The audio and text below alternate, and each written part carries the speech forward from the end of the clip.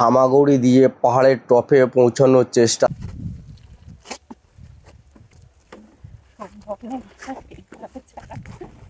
আমার জুতোর জন্য মেন সমস্যা হচ্ছে আমার। ভয়ে আমরা আর যেতে পারলাম না। কেন, কোথায় কি হবে না হবে, আমরা দুজন ব্যাচেলার লোক। এখন উঠতে উঠতে আমি হাঁপিয়ে গেছি, আর পাচ্ছি না, তো একটু বসে রেস্ট নিয়ে নিই। এই হচ্ছে মন্দিরটা। গুড মর্নিং বন্ধুরা, আমি আপনাদের সাথে আছি গো ঋষি, আর নতুন একটা ভিডিওতে আপনাদের সবাইকে স্বাগত। আজ আমার গন্তব্য পুরুলিয়ার মাঠা পাহাড়, আর এই মুহূর্তে আমি পুরুলিয়ার টপ হিলে আছি। মাঠা পাহাড়ে পায়ে হেঁটে ট্রেকিং করে কষ্ট করে উপরে উঠবো। এখানে কোনো গাড়ি নিয়ে যাওয়ার রাস্তা নেই, আর পাহাড়ের টপে চূড়ায় একটি সুন্দর মন্দির আছে, যেখানে প্রতি বছর ধুমধাম করে পুজো হয়। আমি আছি এখন মাঠা পাহাড়ের কাছে পুরুলিয়াতে, আর এই যে রাস্তাটা এখানে আপনাদেরকে দেখাই একটু। এই যে রাস্তাটা, এটা পুরুলিয়া থেকে আসছে, পুরুলিয়া স্টেশন থেকে এই রাস্তাটা আসছে। পুরুলিয়া থেকে এখানে দূরত্ব হচ্ছে 50 কিলোমিটার, আর এই রাস্তাটা সোজা বাঘমুন্ডি চলে যাচ্ছে। বাঘমুন্ডি এখান থেকে 10 কিলোমিটার দূরত্ব। আর এই যে জায়গাটা দেখছেন কানেক্টারটা, এটাই হচ্ছে মাঠা পাহাড়ের ওঠার রাস্তা। আর এই যে বটগাছটা দেখছেন, এই বটগাছটাই হচ্ছে 150 থেকে 200 বছরের পুরনো। 2-3 পুরুষের, এখানকার মানুষের বক্তব্য 2-3 পুরুষ ধরে তারা দেখে আসছে। চলুন যাই তাহলে মাঠা পাহাড়ের দিকে। এই হচ্ছে মাঠা পাহাড়ের রাস্তা। মাঠা পাহাড়ের নিচেই আছি, আর এখান থেকে মাঠা পাহাড়ের ভিউটা এরকম। এখানে গাড়িগুলোকে পার্ক করে এই যে সামনেই সিঁড়ি আছে, সিঁড়ি দিয়ে উঠতে হবে মাঠা পাহাড়ে। পশ্চিমবঙ্গ সরকার বন বিভাগ সকাল 8টার আগে ও বিকাল 4টার পরে মাঠা বুরু পাহাড়ে ওঠা নিষিদ্ধ। আর এই হচ্ছে সিঁড়ি, 200 থেকে 250 সিঁড়ি ভেঙে ভেঙে ওপরে উঠতে হবে, তবেই মাঠা পাহাড়ে ওঠা যাবে। চলুন ওপরের দিকে যাই। সিঁড়ির পরে আর কোনো সিঁড়ি নেই, এরকম পাথরের মধ্যে দিয়ে হেঁটে হেঁটে উপরে উঠতে হবে। উঠতে উঠতে আমি হাঁপিয়ে গেছি, আর পাচ্ছি না, তো একটু বসে রেস্ট নিয়ে নিই, তারপরে আবারও উঠবো।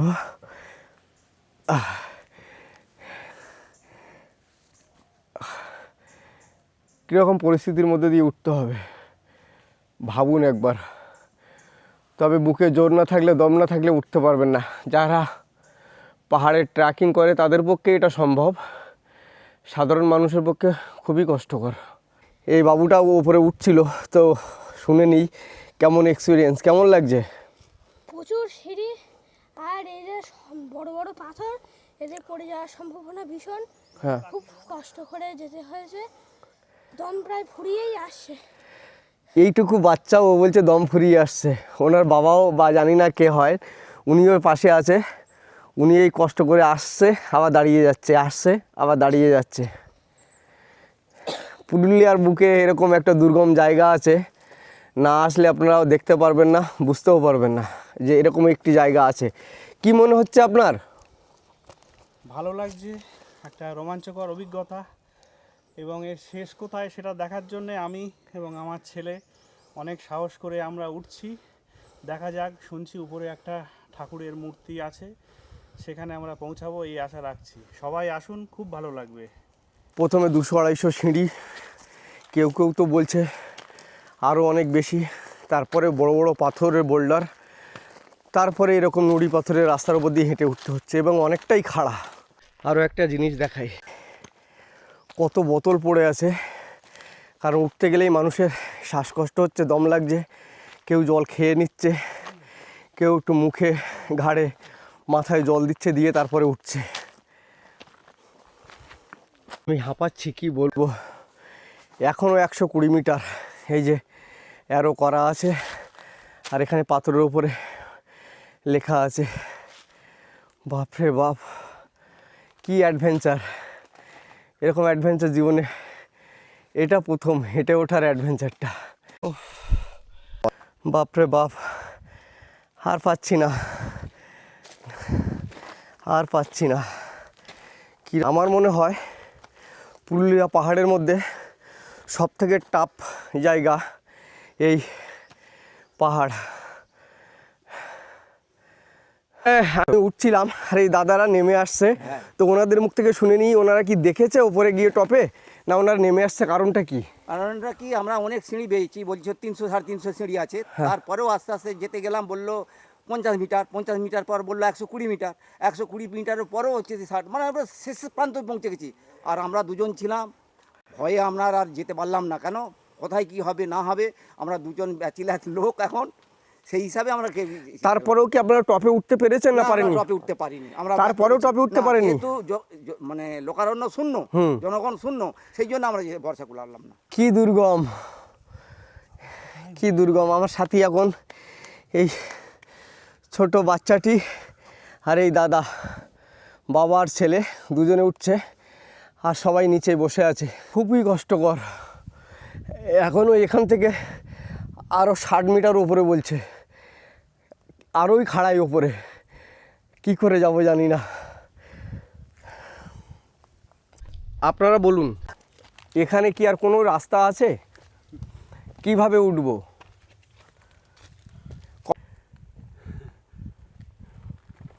কিভাবে বাচ্চা ছেলেটা উঠছে দেখুন, দাদা আর বাচ্চা, সরি।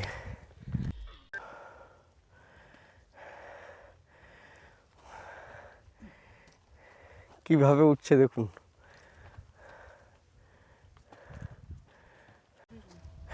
এই হচ্ছে পাহাড়ের ভিউ। এখন আমরা টপে পৌঁছাতে পারিনি, টপে যেতে আরও সময় লাগবে, এখনও 50 মিটার।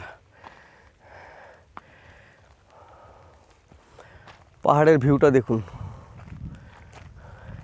তবে আরও লাস্ট 100 মিটার হামাগুড়ি দিয়ে উঠেছি। দাদা,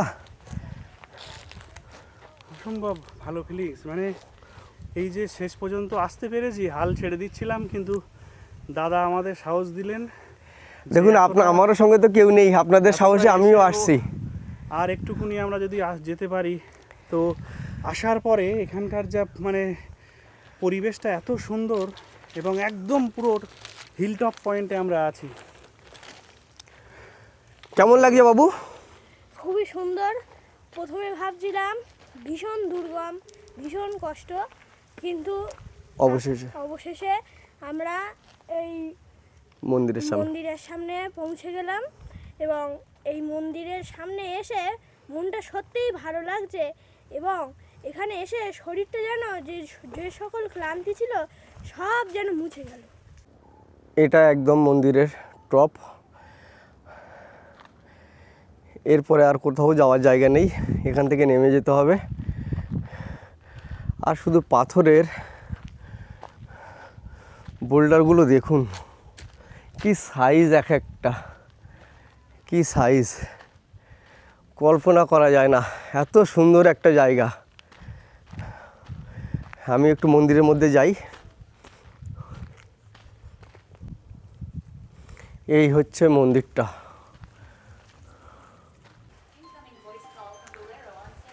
বদ্রী আশ্রম দ্বারা পরিচালিত পুরুলিয়া মাগুড়িয়া। মন্দিরের মেন গেট বন্ধ, আর পাশেই দেখি কিছু দেখানো যায় কি না। এটাও বন্ধ আছে, না সরি, এটা বন্ধ নেই, এটা খোলা আছে। কষ্টের মধ্যে সব ভুলে যাচ্ছি। এদিক দিয়ে ঢুকে ওই দিক দিয়ে বেরোনো যায়, আর মেন মন্দিরের গেটটাই বন্ধ। দেখুন, এইটাই হচ্ছে বাঁদিকের, এটাই হচ্ছে মন্দির, আর মন্দিরটা বন্ধ আছে।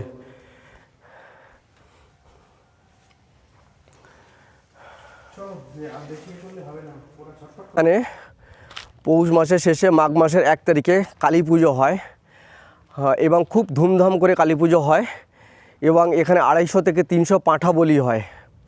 তো পৌষ মাস শেষ মাঘ মাসের 1 তারিখে আসলেই আপনারা এই মন্দিরে পুজো দেখতে পাবেন, পাঁঠা বলি দেখতে পারবেন, এই নীতি মেনে পুজো হয় সেটাও আপনারা দেখতে পারবেন। তো আপনাদের কাছে আমার আহ্বান, আপনারা এখানে আসুন, এসে নিজের চোখে দেখে যান কতটা দুর্গম এবং কিভাবে পুজো হয়। পাহাড়ে তো জল পাওয়া সম্ভব না, তাই এই মাঠা মন্দিরের পাশে একটা বড় কুয়ো আছে। দেখুন, আমি নিচটা দেখানোর চেষ্টা করছি। এই কুয়োর মধ্যে জল জমে থাকে, বর্ষার সময় জল জমে, হয়তো সেই জল দিয়ে মায়ের পুজো হয়। আপনার অভিজ্ঞতা কেমন এই মাঠা মন্দিরে আসার জন্যে? মাঠা পাহাড়ে মন্দিরে আসার জন্য আমি একদমই প্রিপেয়ার ছিলাম না। যে ড্রাইভার দাদা সে আমাকে একদমই সতর্ক করেনি। আমি ড্রাইভার দাদাকে জিজ্ঞাসা করেছিলাম কোনো জুতো লাগবে কি না, মানে এটা পরে এই পাহাড়ে ওঠার জন্য একদমই সঠিক নয়। আমার কাছে বুট যাবতীয় সব কিছু ছিল। তো অর্ধেকটা ওঠার পর আমার ফ্যামিলি, মা বাবা সব নিচে রয়ে গেছে, উঠতে পারিনি। হ্যাঁ না, উঠেছি যখন এতটা যেতে হবেই, ভগবান আমাদের সাথে আছে। আর ভগবান মন্দিরে যাচ্ছি যখন, ভগবান এসে পাশে দাঁড়াবেই। আপনার কি শ্বাসকষ্ট হচ্ছে একটু, মানে দম লাগছে, কষ্ট হচ্ছে? অল্প হাইটে উঠলে তো সবারই হয়, খুব স্বাভাবিক। তুলনায় আমি নিজেকে ব্যালেন্স করে ওঠার চেষ্টা করেছি নিজে একাই। সাথে একজনকে পেয়েছিলাম, আপনার ওয়াইফ ছিলেন, উনি মাঝপথে দাঁড়িয়েছিলেন। তাহলে চলুন দুজনে যাওয়া যাক, আপনি এতটা এসছেন, বাকিটা আমিও যাচ্ছি, আপনি চলুন। তোনাকেও সাথে করে নিয়ে আসছি, উনিও যাচ্ছেন, আমি তো যাচ্ছি। এবার বাকিটা ওটার দমের ওপর ডিপেন্ড করছে। পারি। অনেক ভালো থাকবেন, ভালো লাগলো, আপনাদের সাথে আবার কখনো দেখা হবে। নমস্কার। হচ্ছে মাঠা সিং, যার নামে মাঠা পাহাড়টা আমি খুব কাছ থেকে দেখানোর চেষ্টা করছি। পাহাড়ের গায়ে একটু খোদাই করে মাঠা সিংয়ের একটা ছবি লাগানো আছে।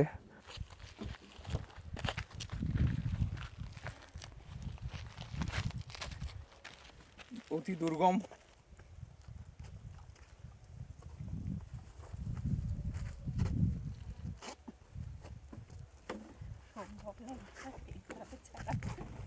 আমার জুতোর জন্য মেন সমস্যা হচ্ছে। এই যে মন্দির, এই মন্দিরের যে ইতিহাস, এখানকার রাজবংশীয় একজন রাজা ছিলেন মাঠা সিং, তার নামেই এই মন্দিরটা। মাঠা সিং যখন মারা যায়, তার ডেড বডি বা তার মৃতদেহটা এখানেই কবর দেওয়া হয় বা এখানে পুঁতে দেওয়া হয়। পুঁতে দেওয়ার পরে তখন থেকে এই মন্দির বা এই পাহাড়ের নাম হয় মাঠা পাহাড়। মাঠা সিং থেকে মাঠা পাহাড়। অতি দুর্গম, না আসলে বোঝা যাবে না কতটা কষ্টকর আর কতটা অ্যাডভেঞ্চার এবং রোমাঞ্চকর। তো এই ভিডিওটা আমি এখানেই শেষ করছি। নতুন কোনো ভিডিওতে আপনাদের সঙ্গে দেখা হচ্ছে। সবাই ভালো থাকবেন, সুস্থ থাকবেন, আপনাদের দীর্ঘায়ু কামনা করি।